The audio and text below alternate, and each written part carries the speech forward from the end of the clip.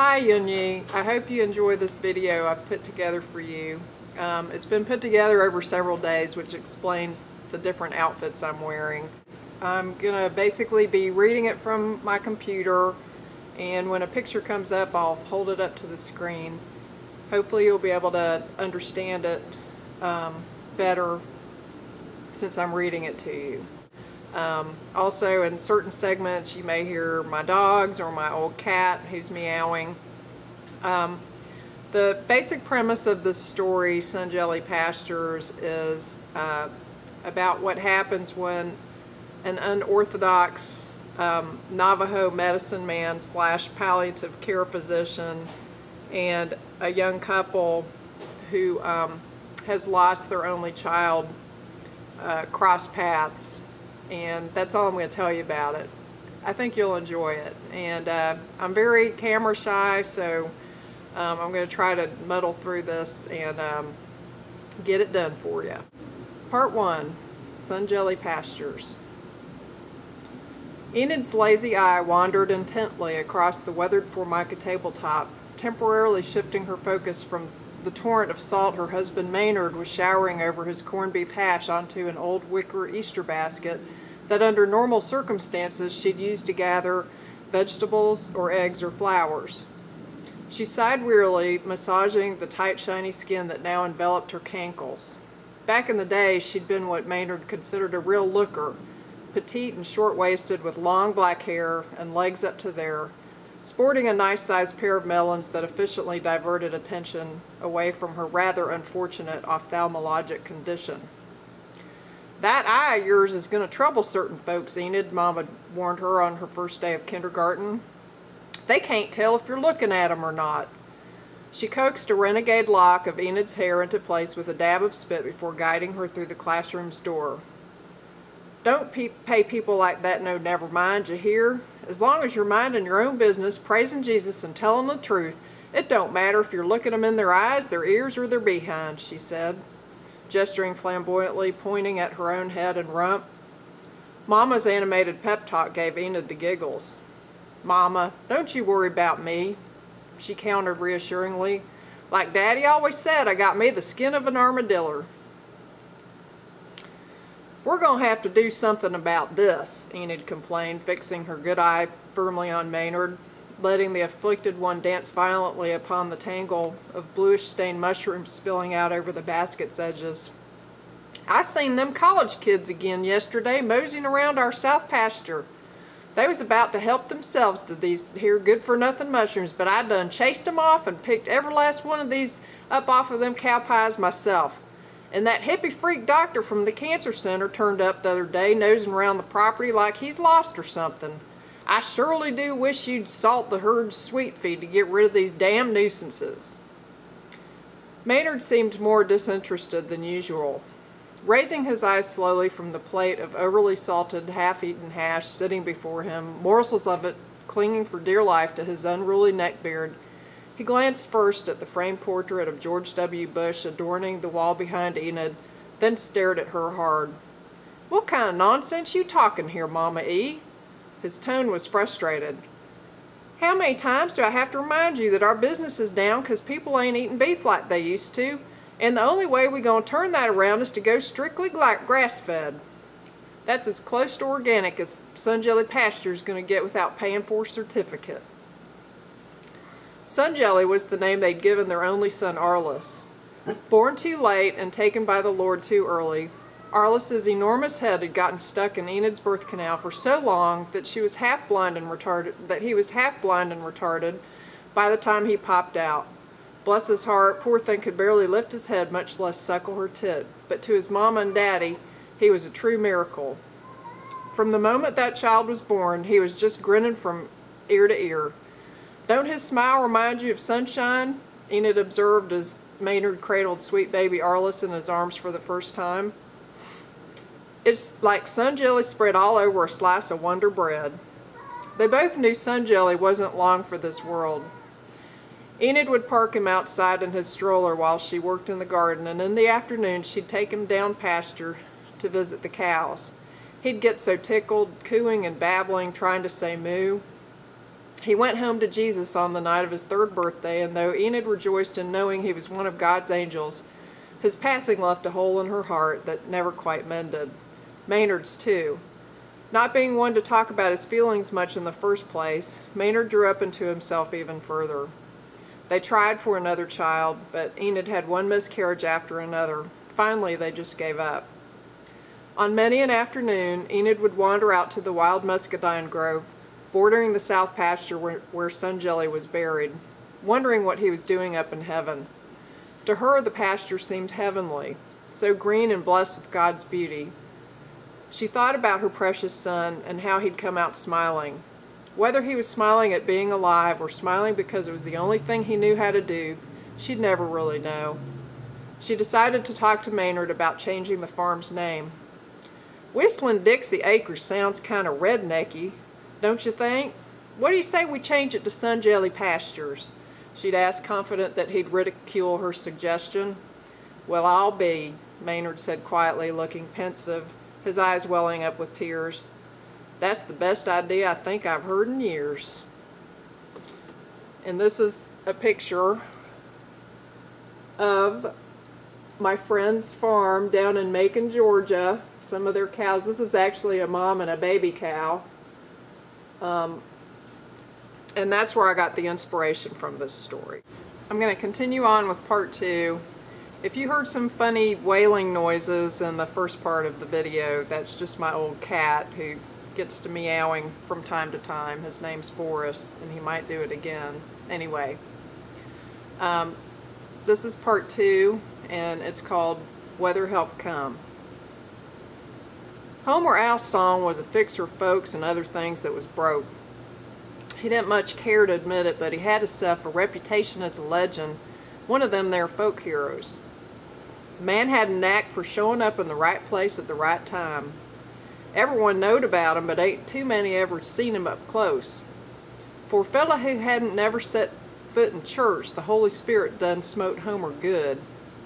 He was, as highfalutin Pastor Bob liked to say, a casual intercessor of people in situations that seemed downright hopeless. Now, Homer didn't go looking for folks that was downtrodden, but darned if they didn't find their way to him. Maybe he done swallowed himself a charity magnet or something. Most folks would agree he had the Midas touch, 'cause everything he done seemed to turn to gold. Some thought he was pert near off his rocker. No two descriptions of Homer ever matched up, and that raised a few eyebrows from time to time. The holier-than-thou goody two-shoers all thought he was nothing more than a renegade dodger of Johnny Law, but Sister Louisa and her lazy dimwit son Tater was dead sure Homer was one of them shape-shifting bearded wizards after a vision they seen in her bedazzled crystal ball. Both of them spit swore on the Holy Bible they seen Homer transform himself into a serpent that had itself wrapped up around a walking stick.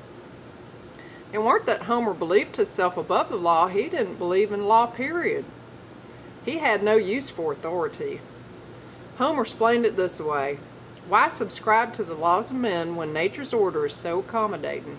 Lord only knows. The way Homer seen it, rules was designed by people who didn't trust their own hearts.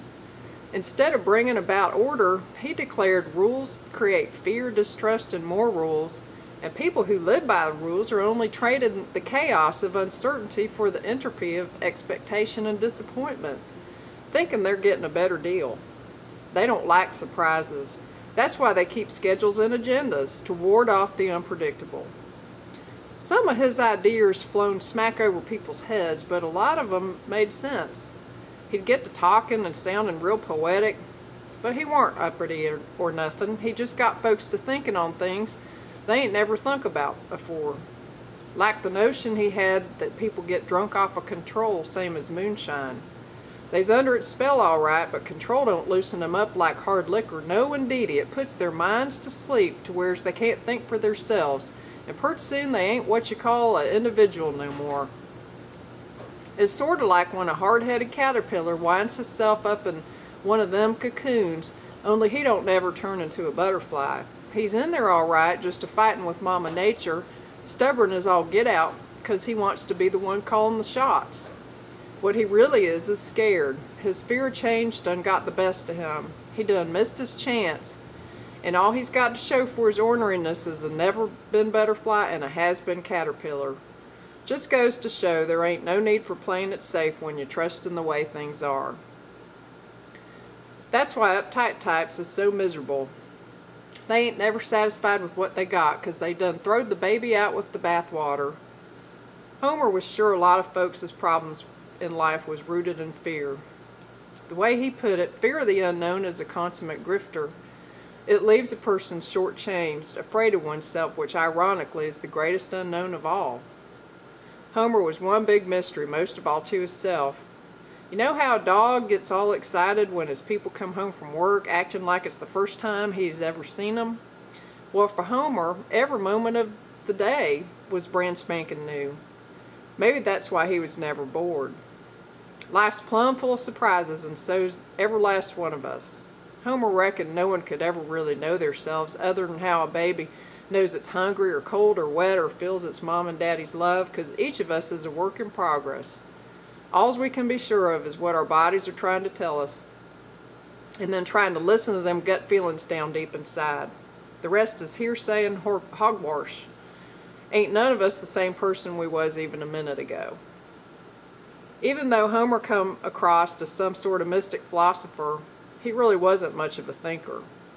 Thinking puts a damper on experience, he'd say. When a person's all caught up in himself, he ain't going to notice much of nothing else. A tree ain't just its roots and bark and branches, it's the sunshine that's streaming twixt its leaves and the wind that comes a-rustling through 'em. There's more to that tree than meets the eye. It's got sap running every which way, up and down its trunk, roots looking for a drink, branches branching, and leaves turning sunlight, air, and water into victuals. It don't have to think about none of that. It's just being what it already is. People ain't no different, really. We grow ourselves same as that tree, ain't no one else doing it for us. Except somewheres along the line we got the idea we ought not take credit for doing what comes natural, that we's just supposed to sit back and watch it all happening from over yonder. Sort of takes the wind out of yourselves, don't it? If we ain't the ones responsible for walking our legs and speaking our voice, then who is? Pastor Bob summed Homer up as such. He's an enigma, a curiosity, and a threat. For sure, he was one of them free spirits that wasn't real concerned with what people think of him, a traveling man who ain't never met a stranger and called every place his home. That was the Injun side of him. He done growed up on a reservation in New Mexico, the son of a medicine woman. He learnt the old ways first, then he went off to Harvard, got himself a MD and a PhD in ethnobotany, then come back to the reservation to become a full-fledged healer just like his mama. Traditions like healing don't get taught in medical school. Regular doctors ain't too concerned with keeping folks well. They got a pill or fix for darn near any ailment, and don't none of it involve a person helping himself. Problem is, they think of people as parts that ain't working right, parts that ain't necessarily connected to each other or nothing else. There's a whole lot more to Bubba than just his bad heart. Injun healers get that. To them, health is harmony between the physical body and what's surrounding it, and disease is whatever's disturbing the peace. The big difference between doctors and healers is their attitude toward patients. A set of symptoms with a few pills chucked at it can't help itself nohow, but a person whose body is telling its own story most surely can. Homer believed in helping people help themselves. There weren't a person alive that was beyond help neither, whether help come as recovery or deliverance. He was a cancer doc before he gone into palliative care, so he seen his share of death. Most of us ain't walking around pondering our deaths, even though we all know we's going to die someday. Folks that are terminal ill ain't got that luxury. The hand of death's done reached out to grab 'em. Homer knew he weren't going to save everyone that come to him, but he didn't think dying meant a person had to suffer. Like the law, suffering don't serve no real purpose in life, lest it's overcome. The difference between a good death and a bad one's as simple as dying in the comfort of home amongst loved ones or dying sterile and alone in the ICU, hooked up to a bunch of tubes and machines. A good death is knowing when to let life take its course. Dear Lord, please let Homer deliver Mama E. Even though she done chased him off our property, she didn't know she was ed up with cancer. Yours in Christ's bountiful mercy, Maynard. I'm going to continue on with part 3, Jesus Hair Grass, and the drawing that was shown at the beginning of the video is the illustration for this segment, and this is the sign that Enid made for the new name of the farm, Jelly Pastures, and as you can see, it depicts Jesus with Arliss on his shoulder, dancing on top of a cow pie that has magic mushrooms growing out of it, and his hair is meadow grass for their cows. Maynard's first inkling that something was terribly wrong with Enid occurred shortly after they'd replaced the Whistling Dixie Acres sign out front with a new one that read Jelly Pastures. Enid had painted it herself, and he had to admit it was interesting. Shocking was more like it. What are the neighbors going to think, he wondered, trying hard to contain his bewilderment. Delivering what he hoped would come across as helpful criticism, Maynard observed, "Mama E, you done a real nice job on this sign. What with this here mama and baby cow eating the Jesus hair grass and all, I never knowed you was such an artiste." Indeed, Enid's painting depicted 2 cows consuming meadow grass that appeared to be growing straight out of Jesus' head. Considering how much she loved the Lord Almighty above, this didn't seem all that odd to him. Ill-prepared for the response he was about to receive, he proceeded with his surprisingly gentle inquiry. "But why is he dancing barefoot on top of one of them mushroom-tainted cow patties, shooting a peace sign with sun jelly setting on his shoulder?" When Enid turned to answer him, he immediately noticed the dilated pupil in her lazy eye.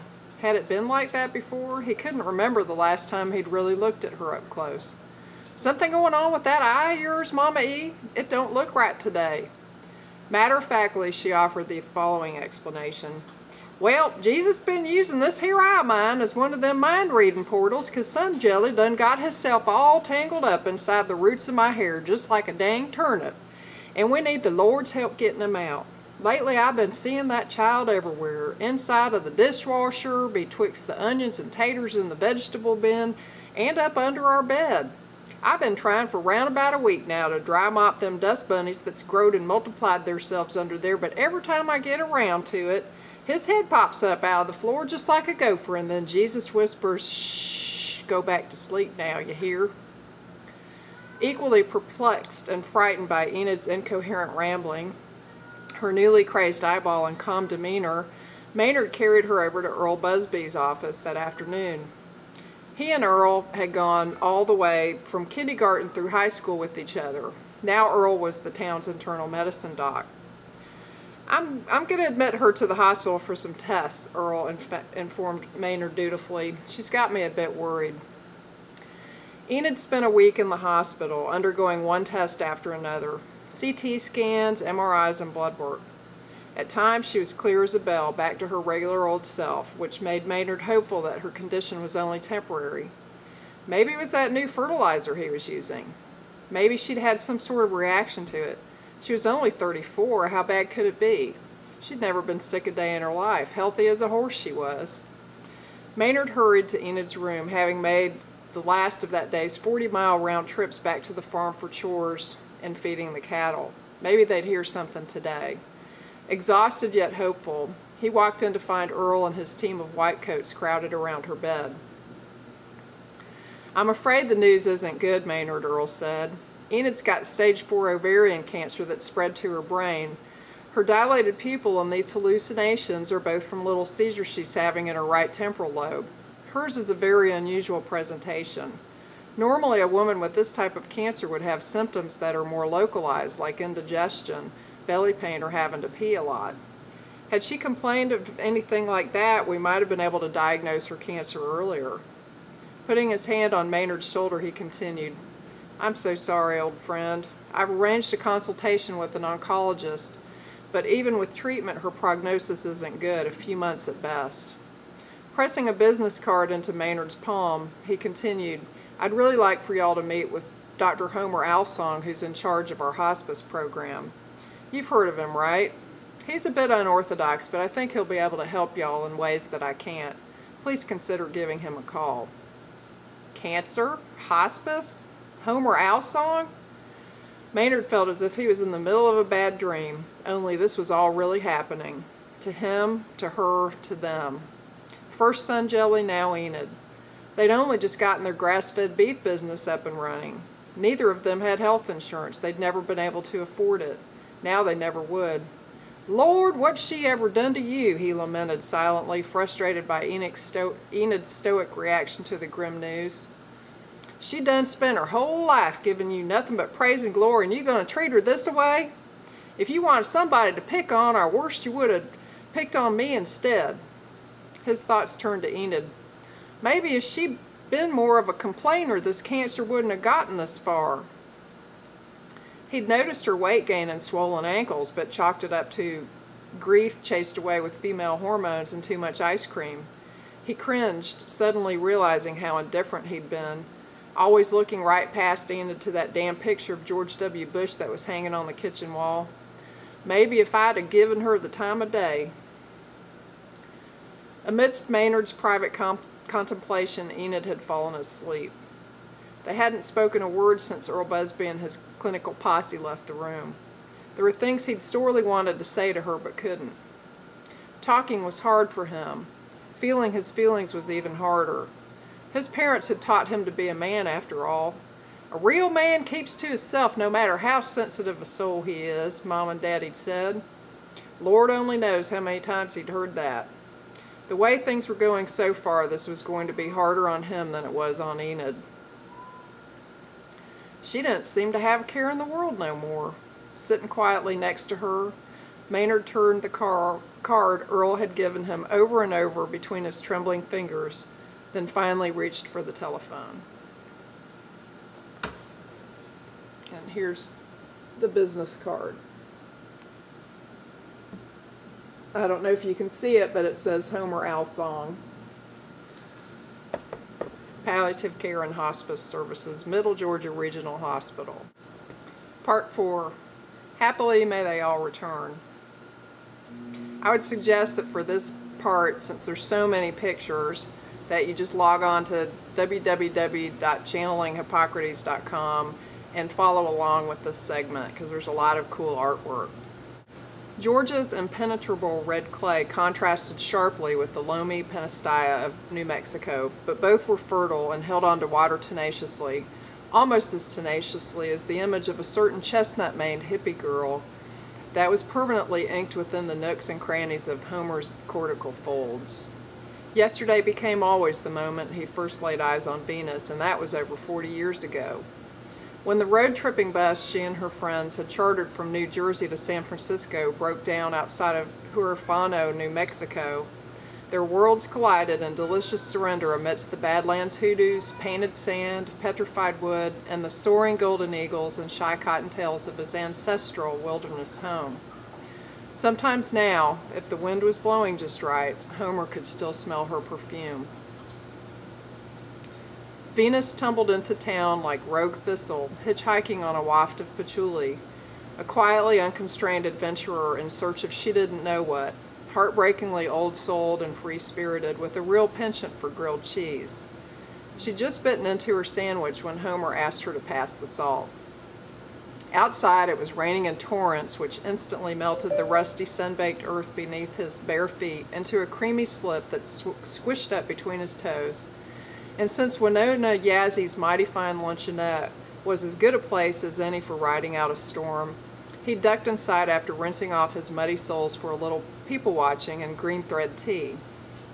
He'd noticed the ancient tour bus parked out front, a pretty strange sight on the res. And Yunyi, res means reservation, like where Native Americans live. It was even weirder to see every seat at the lunch counter, save for the one at the end over by the pie case, filled by shaggy-haired, fair-skinned college kids. Every table and booth was taken, too. He figured they'd probably gotten lost on their way to wherever they were going. Winona, who always worked alone, was running around like a chicken with her head cut off, furiously scribbling down orders and cooking up heaps of fry bread, mutton burgers, and grilled cheese, pinto beans, and dried corn and pumpkin stew. After letting his feet dry on the woven floor mat, Homer made his way toward the empty stool through the hungry, boisterous crowd.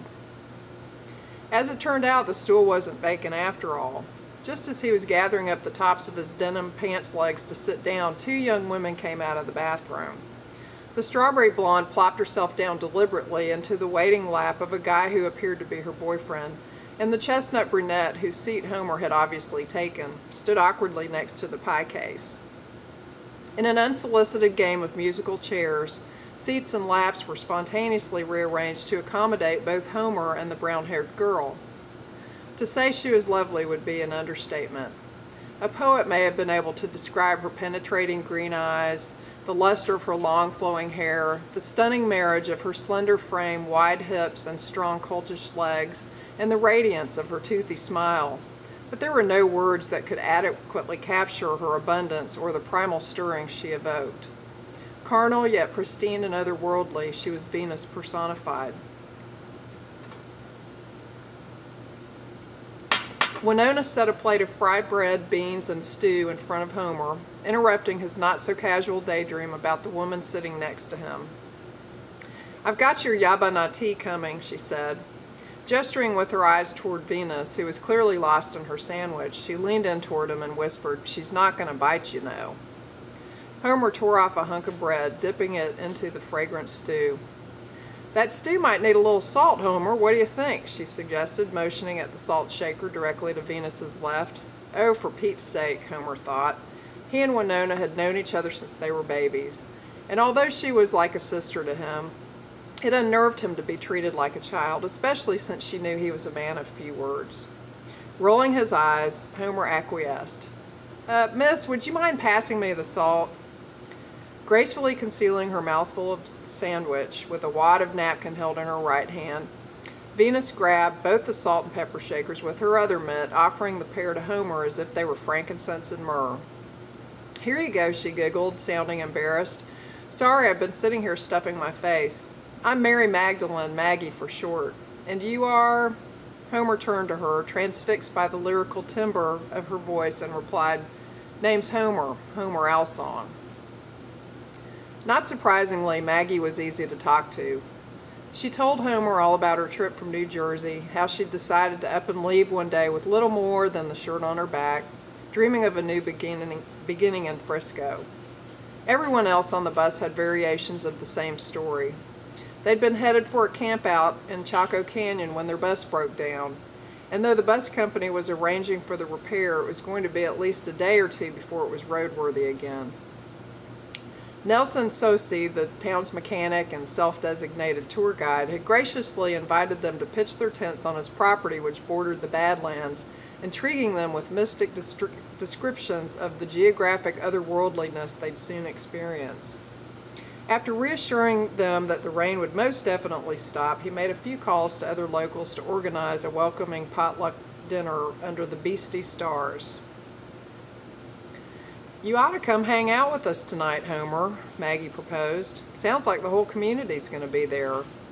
Upon overhearing this, Winona flashed one of her stern looks at him, nodding her head and mouthing the word yes.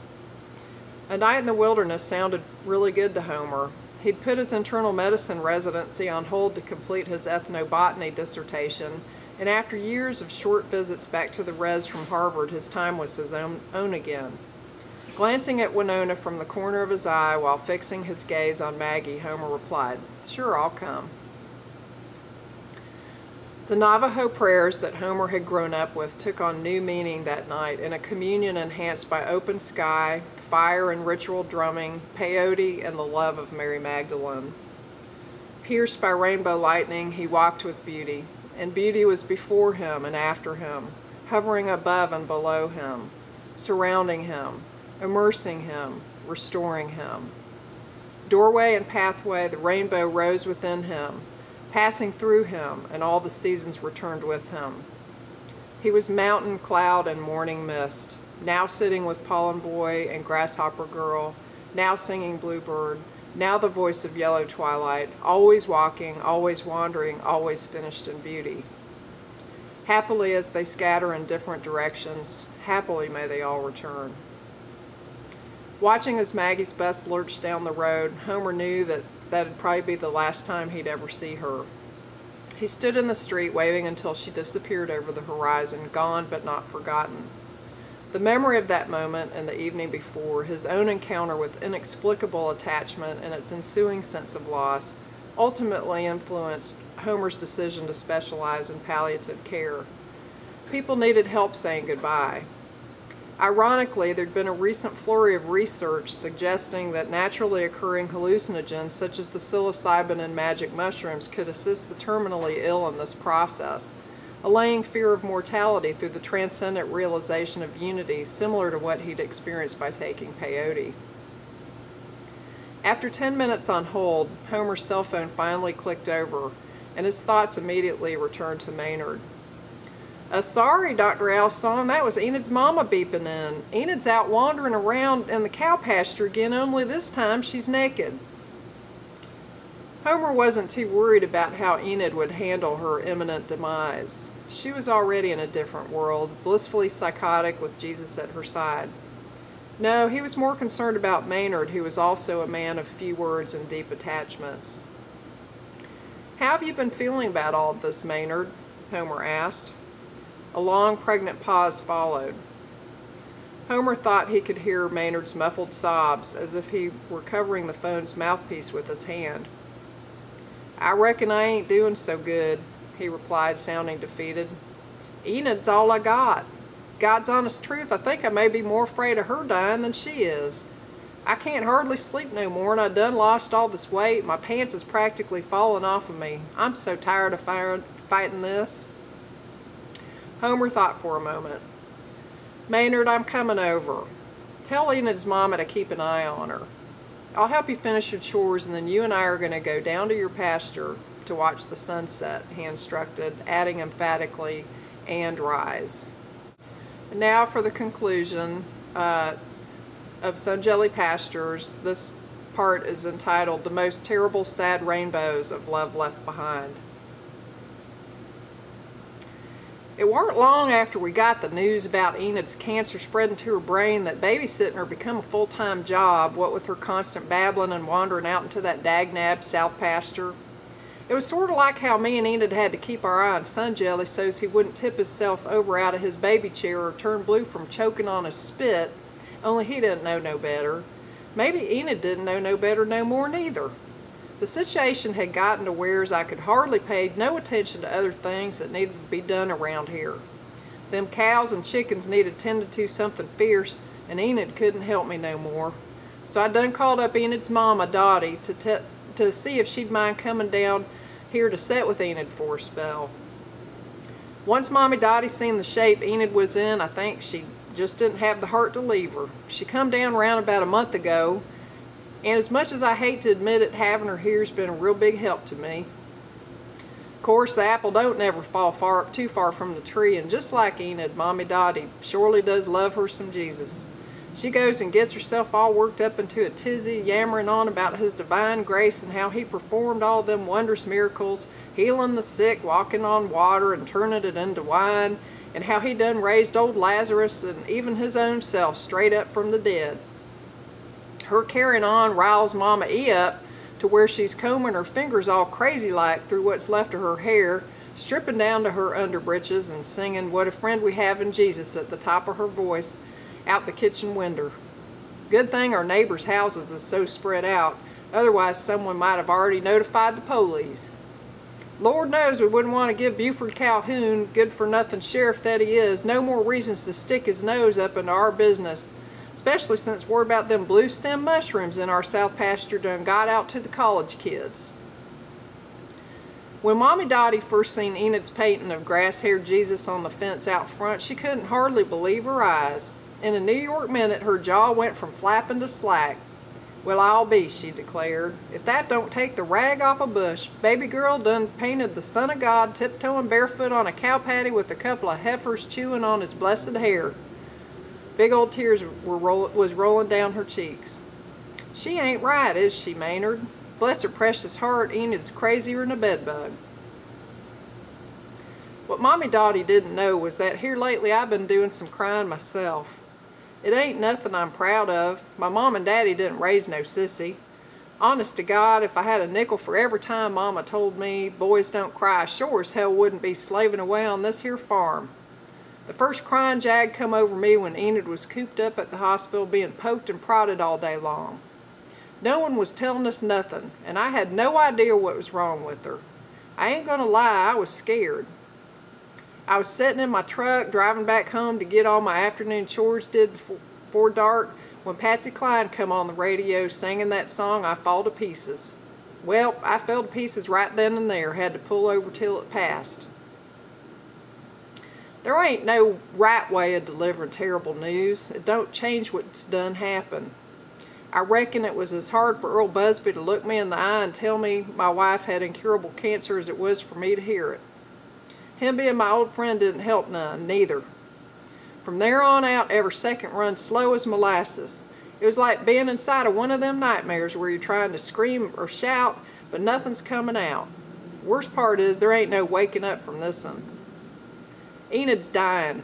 There ain't nothing I can do about it. My heart's broke thinking about how sweet she's always been to me. I sure ain't done nothing to deserve it. All these years of me paying her no never mind, and she still took care of me the best she could, even when she had her hands full with baby Arliss. She loved being his mama, even though he was blind and retarded. Poor old son Jelly. I couldn't give her no more children after he died. Truth be told, I was afraid of having more kids. What if they was defective too? I knowed I let Enid down, but she didn't never fault me for it. She just went on with her life. And now we're counting her life in days. After she's gone, I'll be alone again.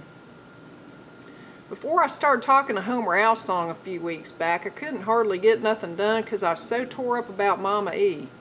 We pretty much got her squared away with hospice and all.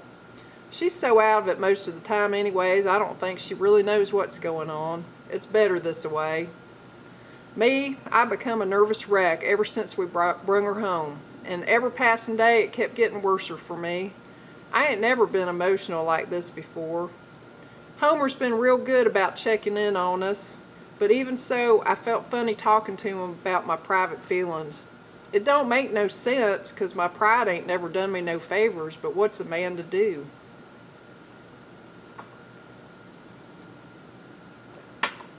One afternoon, not too long ago, Homer come over.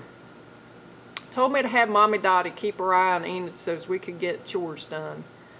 Then him and me was going to set out in the south pasture from nightfall till the sun come up next morning. Knowing what I knowed about Homer, I didn't put up a fuss. I knowed my prayers was being answered. We moved the cows out of the pasture for the night, and then we built us a fire and set up camp. It was the first time I ever just sat out there doing nothing. Once we got the fire going good, me and Homer laid in the grass talking. He had a lot of interesting stories, being 100% Navajo and all. First off, they call themselves Dene, which means the people. Their creation legend was sort of like Adam and Eve, only their first man and first woman led everyone into this water-covered world by walking up a reed from the bottom of a lake deep inside the earth.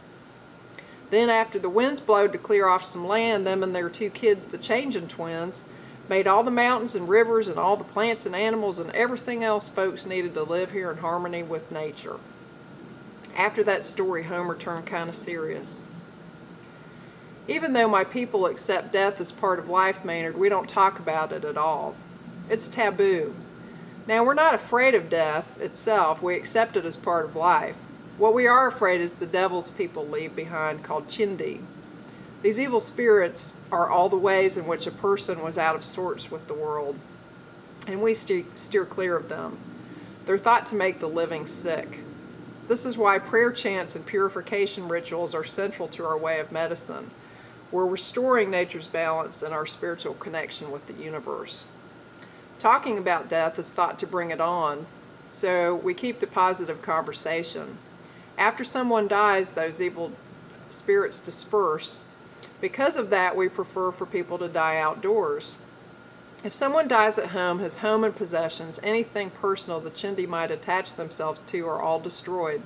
You'll never hear us speak the name of a dead person because the Chindi might hear it and bring disease. We don't cry or outwardly mourn our dead either. Too much emotion might interrupt the spirit's passage to the underworld. The fire done died down, so I got myself up and give it a stir. Then Homer throwed a grate he brought with him on top of the coals. I thought maybe we was going to fix us some coffee because he set down a kettle of water to boil. Then he went on with what he was saying. For my people, letting go isn't an option. If we don't forget the dead, their spirits will trap us in ways we'll never understand.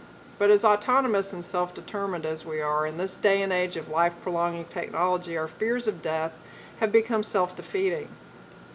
With all the taboos we have on talking about death, along with the advances in modern medicine, how can I ensure that someone's autonomy is preserved when he or she becomes terminally ill? Given the option, some folks choose heroic measures while others prefer to let nature take its course. Every individual has the right to determine what's best for him, whether it's quantity or quality of life. If death is the end of all experience, then my job is to change the way in which dying people and their families experience life, whether it's in months, weeks, days, or minutes. I think I can help you too, Maynard. Homer explained about how them magic mushrooms was being used by researchers to help dying people overcome their fears about death. I already knowed all about him being a full-fledged Navajo medicine man and having that fancy ethnobotany degree, so I asked him if he thought whatever was in them mushrooms could help someone like me who was having so much trouble letting go. Yes, Maynard, in my hands I believe it will. He told me about how peyote's a sacred herb for the Navajo and how it brings on a spiritual experience. Said he'd taken it a time or two himself. I asked what it was like, and he said it's a real peaceful oneness with nature. These mushrooms will work the same way, Maynard. Hell, it sounded pretty good to me. I was so miserable. Let's do it, I said. Me and Homer walked around the pasture looking for a clump of them mushrooms. It was just before dark. The sun was setting real purty, just as yeller orange as the yolk from one of Enid's guinea hen eggs. We come up to this one cow pie that had shrooms growing out of it every which way. Homer picked one of them and showed me how the cap was tan in the middle and dark blue around the edges. The stem was blue when he squeezed it, and he pointed out how the ring around the top of the stem was stained purple and brown from the spores. After picking about 10 nice-sized ones, Homer swished them around in a pan of water, then dumped them into the kettle. He throwed in a bunch of different herbs he said would keep me from getting sick at my stomach, letting it cool down for a spell. Then he squeezed some honey and quite a few oranges into it, poured half of it into a coffee cup, gave it to me, and said, "Here, my friend, drink this." I'd be lying if I told you that there tea tasted good. It was more like drinking bitter wood chip dirt, but I choked it down anyhow. Homer was busy sprinkling some kind of colored powder in the clearing by the wild muscadine patch near where poor old Sun Jelly was buried. Soon as I finished his tea, I put my cup down and walked myself over to see what Homer was up to. He was singing to himself in Navajo, making a big old drawing with sand that was black, blue, yellow, red, and white. The big circle is water, Maynard. It represents Earth. And here's First Woman, the Great Mother, surrounded by all she's created in complete natural balance. You can sit down anywhere you like. He started up singing again and even dancing too. And this is a representation of the sand painting that our friend Madeline drew when she was in college. And I didn't have a direct interpretation of what this painting meant, so I kind of just made it up in the story. But anyway, this is the sand painting that Homer made for Maynard for his ritual. The sun come up pink as a breakfast radish, and the morning mist hung over the pasture like a sheet of cut-right wax paper. I seen that Homer had put a rainbow-striped blanket across my shoulders. He was smiling to himself. "It got a little chilly out here last night. How you feeling, Maynard?" he asked, handing me a steaming hot cup of black coffee. It smelt so good. He was frying up what looked to be corn pone in a cast iron skillet. He must have kept that fire going all night. I feel good, Homer. I think I done found my peace with all of this. I went over to sit by the fire, and Homer kicked around at the sand painting to get rid of any of my leftover devils. After we got done eating, we broke camp and headed back to the house. Mommy Dottie come running out in a panic. Enid ain't waking up, y'all. She's breathing funny.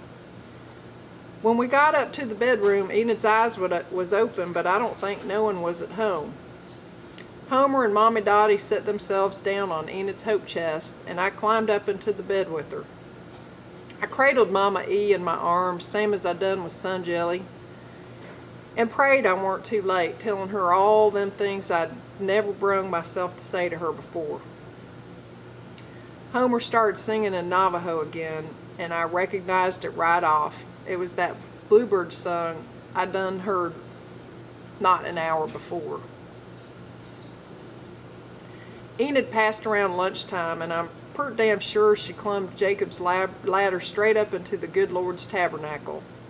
She done right by Jesus and the Holy Spirit, I reckon. We buried her a couple of days later in the south pasture over by the muscadine patch next to Son Jelly. They's keeping each other's company in heaven now. Physically, I'm alone, but I ain't lonely. The memory of Enid's love's alive, and I'm moving on with life just like she done so long ago. Homer didn't make it to the funeral, but I understood why. It ain't his way. Besides, he said he had a girl waiting on him back in New Mexico, someone he called Venus.